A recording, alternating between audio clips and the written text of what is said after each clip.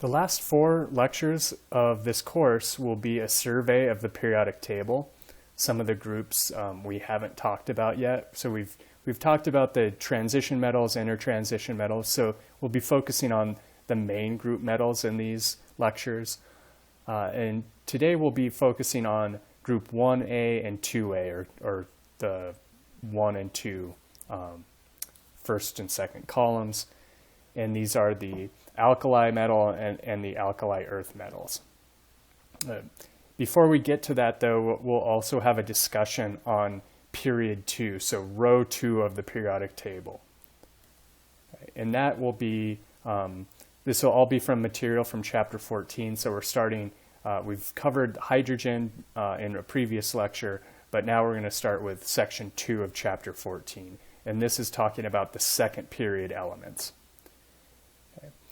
In the second period elements, atomic size generally decreases across the period. Ionization energy and electronegativity increase across the period. Metallic character decreases across the period, as you'd expect, right? Metals are on the left, nonmetals are on the right. Right? And thus the type of bonding exhibited also changes. Oxides of the elements become more acidic as you go across the period, and reducing strength decreases through the metals, and oxidizing strength increases through the nonmetals. Okay. And so really we can discuss the second period or the second row by itself because of that uniqueness principle that we were sort of mentioned earlier in this class, and that's that these elements tend to be just a little bit different than the rest of the elements in their respective families. Okay. Remember some periodic trends. I'm just including these as a review, right? Atomic radii increase going down a family, decrease going across a period. So that is shown here in that figure. This is the periodicity of atomic radius. Radii, and that pattern is generally well followed throughout a row in the periodic table. Although there is, through the transition metals, you get that sort of flat line. It decreases at first, then stays flat, and then at the end you can also have a small increase there. Right? And the same with the actinides and lanthanides. Right. This is a figure showing the relative size of the element and its ions. So metals will usually start out big, and then their ions, they lose electrons, so they get small. Nonmetals start out smaller, they gain electrons in their ions, which make them bigger. Okay. Ionization energy, that's the quantity of energy required to remove 1 mole of electrons from 1 mole of a gaseous atom or ion, right? So the general formula would be that. First ionization for magnesium would be this reaction. The second ionization energy would be this equation. Second ionization energy is always going to be higher than the first, right? In general, the trend for ionization energy, you increase as you go from left to right, and you increase up a group. Right? And this is, again, just a figure of that visually, how we look across the row of a periodic table for ionization energy. Note that there are some slight step downs, but for the most part, that trend holds. The step downs, again, include when you have a full S subshell, the next electron will be easier to remove. And when you have a half-filled P subshell, the next electron will be easier to remove.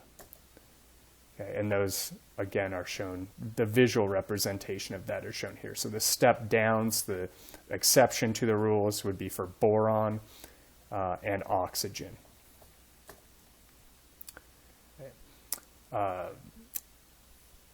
These are electronegativity values no, excuse me.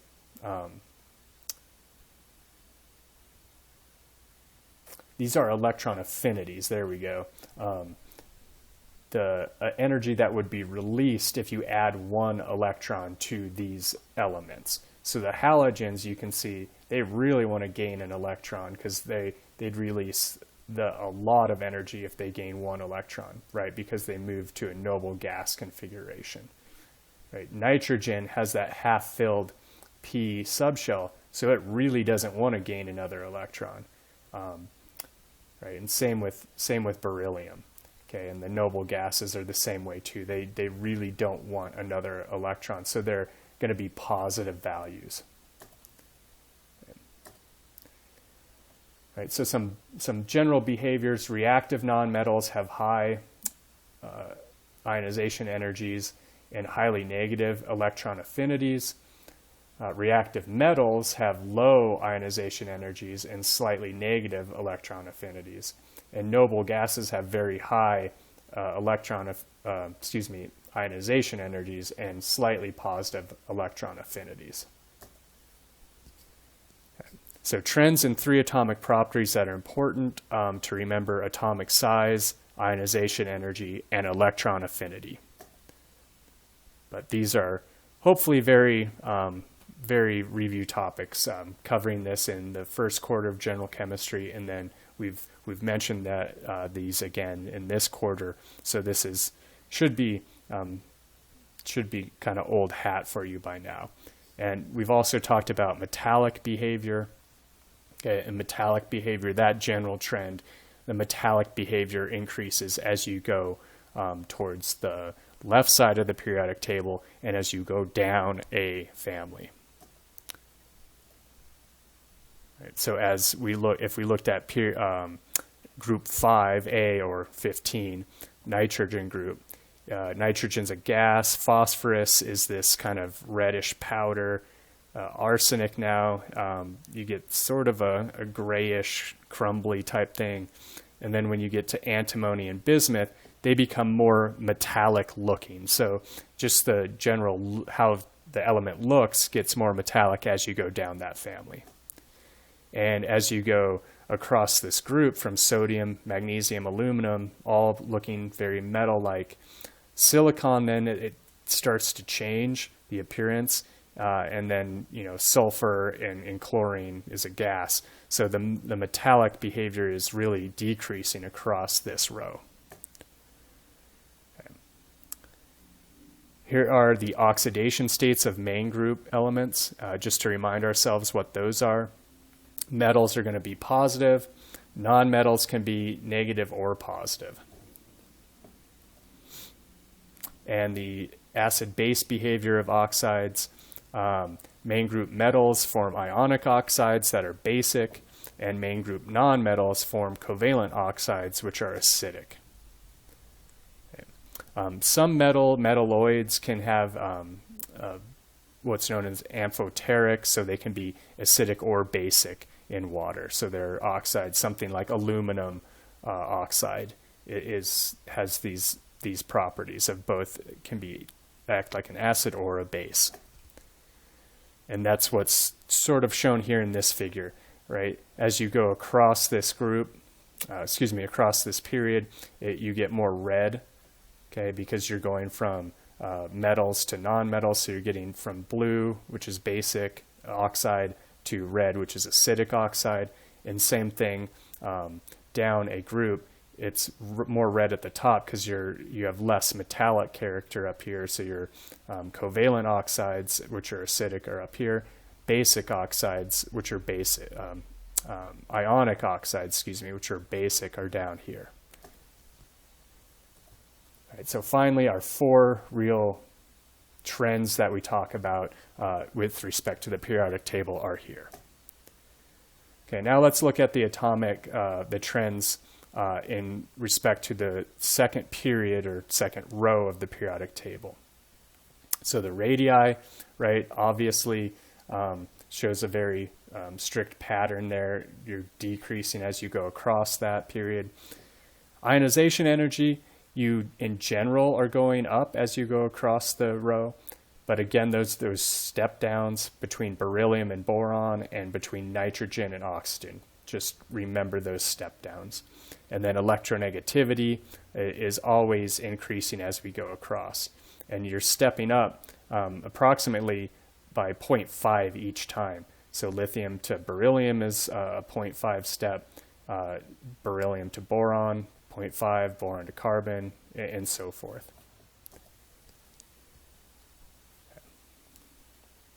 Now, if we look at the across this row, at least from lithium to carbon, we look at the valence electrons that we have and the physical appearances, right? We are getting from lithium and beryllium definitely more metallic to carbon, which here it's shown, I think that's supposed to be graphite and that's a diamond. Just how the character, it goes from less metallic, more metallic to less metallic. Okay. And if we look at the chemical properties here, how soft or hard something is, doesn't necessarily play a role into what, whether it's a metal or non-metal or not. I mean, carbon being the non-metal here, it can be soft in the graphite form or extremely hard in diamond. So there's a wide range there. Lithium, a metal, is soft. Beryllium, another metal, is hard. So it's hard to draw conclusions from that, the hardness. Boiling point, we have, lithium as low melting point for a metal. Beryllium has a higher melting point. Boron extremely high, and carbon also extremely high. Some other important chemical properties, the bonding of atoms, right? Lithium and beryllium are going to be metallic. Boron and carbon undergo network covalent bonding. Okay, so that's probably the biggest, I would say, difference between these the components, the metal components and the non-metal components. And their particular oxidation states are lithium can be a +1, that's it. Beryllium a +2, that's it. And boron and carbon, being non-metals, they can be anywhere. Boron can be a +3 or a -3, and carbon can be a +4 all the way to a -4. So anything between those. Right, again, some uses for these compounds are shown here. Again, you're not going to need to know these uses, but if you're interested. Now, as we continue across this row, right? Again, from nitrogen to neon, we have our electron configurations are shown. Neon having that full octet. These are all gases. Okay? They're all nonmetals. They all have very low melting points and boiling points. That's why they are gases at room temperature. And so not a whole lot to point out here. Oxidation states, though, nitrogen, you can be a +5 to a -3. O2, very strong oxidizing agents. Their oxidation number is usually going to be -2 in compounds. And fluorine, strongest oxidizing agent there is a -1. Okay, and then finally neon doesn't have any oxidation states, right? It's always in the form of neon gas, the noble gas. Okay, so we can think of what referred to as anomalous behavior in period 2. Anomalous meaning that some of these period 2 elements differ. Their properties differ due to their relatively small size and number of valence orbitals. Lithium is the only element in period 2 that forms a simple oxide and nitride. Beryllium compounds exhibit covalent bonding, which is strange. And beryllium 2 plus does not exist as a discrete ion due to its extremely high charge density. So beryllium, being a metal, is strange to exhibit covalent bonding. Okay. Boron forms a complex family of compounds with metals, and covalent compounds with hydrogen called boranes. And these boranes are very unique to boron. Carbon bonds to itself extensively and gives rise to organic compounds. Nitrogen is triple bonded. That's unique. It's unreactive as a gas. It's very different from the other group 5 elements, which are reactive solids. Oxygen is the only gas in group 6A and is much more reactive than the other members of its group. And fluorine is more electronegative than the other halogens, and it reacts violently with water. HF is a weak acid, while the others are strong acids. Okay. So these are all examples of how period 2 elements are fairly unique in their families. So that would be, all of these would be examples of the uniqueness principle. Right. So beryllium was one of those rare metals that form covalent bonds. And so it's shown here, it's forming covalent bonds with chlorine, and it can form these network bonds with chlorine as well.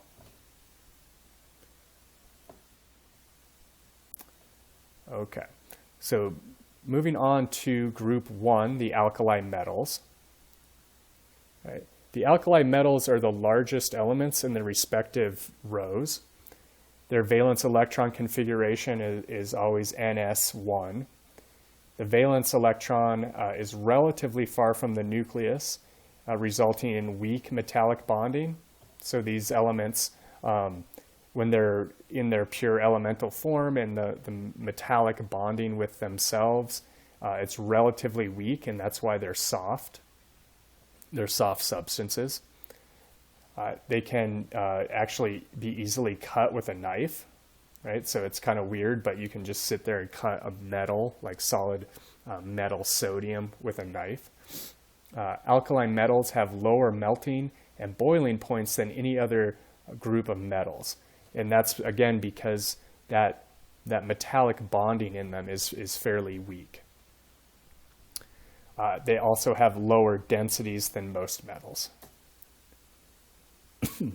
So lithium, here we show lithium. It's floating in oil over water, and that's just to show that they have low density. Right, a normal metal would sink and be in the water fraction of this. Potassium reacting with water. So alkali metals are very reactive. We've shown this picture before. So things like potassium or sodium metal, when you put that in water, it reacts very violently. They displace the hydrogen gas from water, and it's a very violent reaction when they do that. Okay. Here's the lattice energies of chlorides, group 1 metal chlorides, group 1 and 2 in blue here.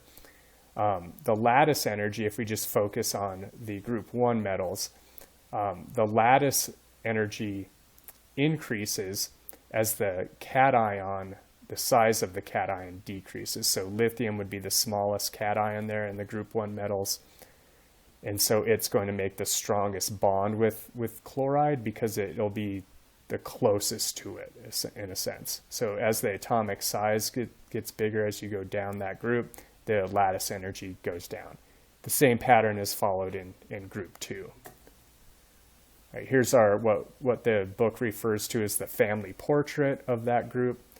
We have the periodic table, sort of atomic symbols, the atomic numbers, molecular or atomic weights, the electron, valence electron configuration, and then the main oxidation state of each, and they're all going to be +1 oxidation state. They only have one valence electron to lose. Okay, and how their appearance is shown here. So things like lithium and sodium, very soft, kind of squishy metals, and even potassium, just elemental potassium, and rubidium and cesium that you might not really have ever seen before. They're shown there. The other thing that's available is the atomic size. Obviously that they increase as you go down that group, and the size of their ions, right? Their size of their ions, the +1 ions, are always going to be smaller than the parent uncharged atom. Right. Electronegativity values are shown. They're all pretty low, right? And it's they start at 1 and go down, basically a 0.1 each step. And then in yellow, you have your first ionization energies, and they are, again, fairly low. Okay? And they get lower as you go down the group. Densities are shown. Doesn't really mean anything kind of by itself. The trend is that the density gets lower as you get down that group. That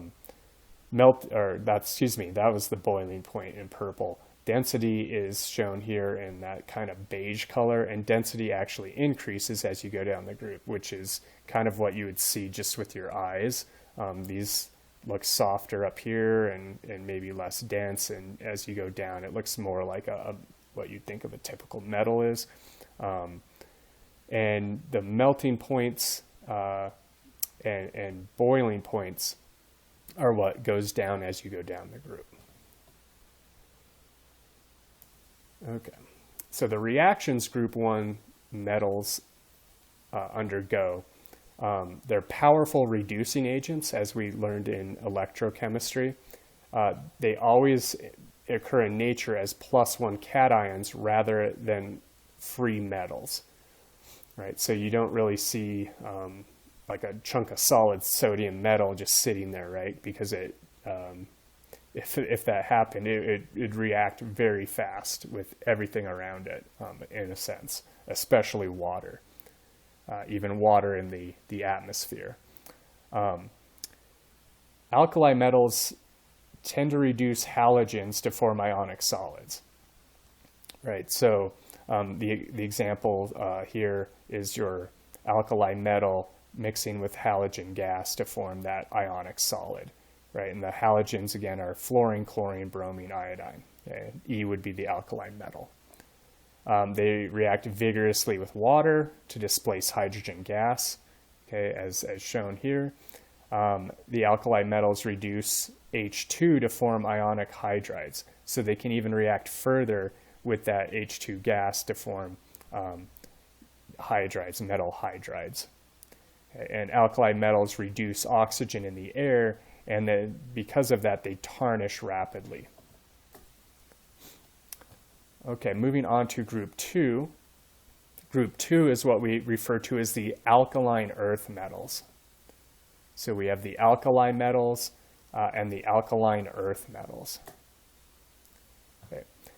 Alkaline earth metals, the oxides of group 2, form basic solutions and melt at extremely high temperature. So the oxides of these have basic solutions, and their melting points are very, very high.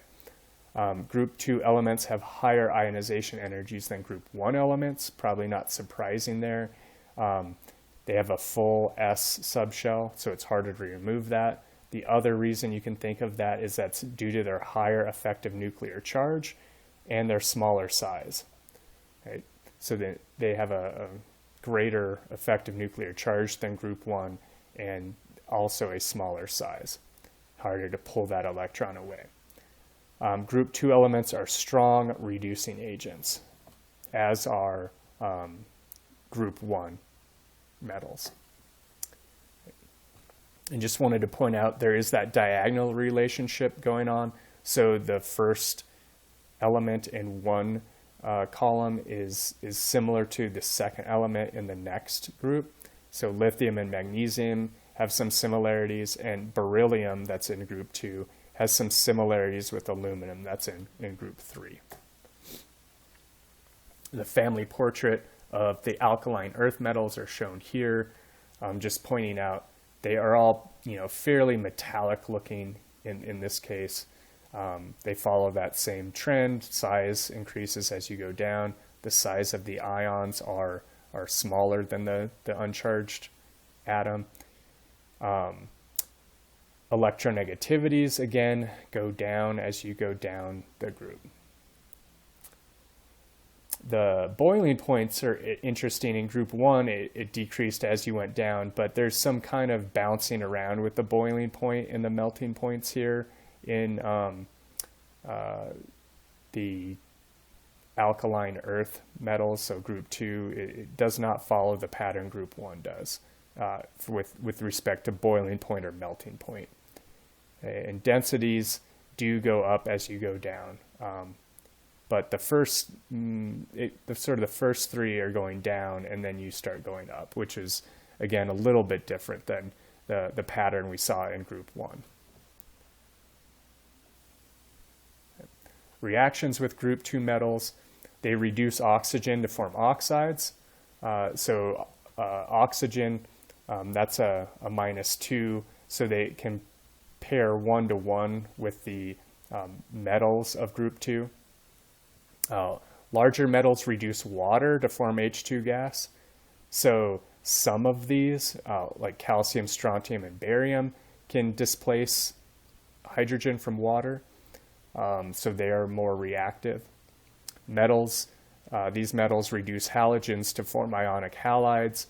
So they can reduce halogens. Remember, halogens are fluorine, chlorine, bromine, and iodine to form the halides with the formula of the alkaline earth metal bonded to 2 halogens. Okay. Most of these elements reduce H2 to form ionic hydrides, all except beryllium, the top one in the group. Some more reactions. The alkali earth group, group 2, can reduce nitrogen to form ionic nitrides. Except for beryllium oxide, the elemental oxides are all basic, meaning that in water their oxide form would form dissolved and raise the hydroxide ion concentration. And all carbonates undergo thermal decomposition. So any alkaline earth metal that's in a carbonate has a carbonate as a counter ion. Given heat, will decompose. Okay, so that's all we have for those 2 families of the periodic table. We'll pick it up with group 13 or 3A and 4A or 14 next time.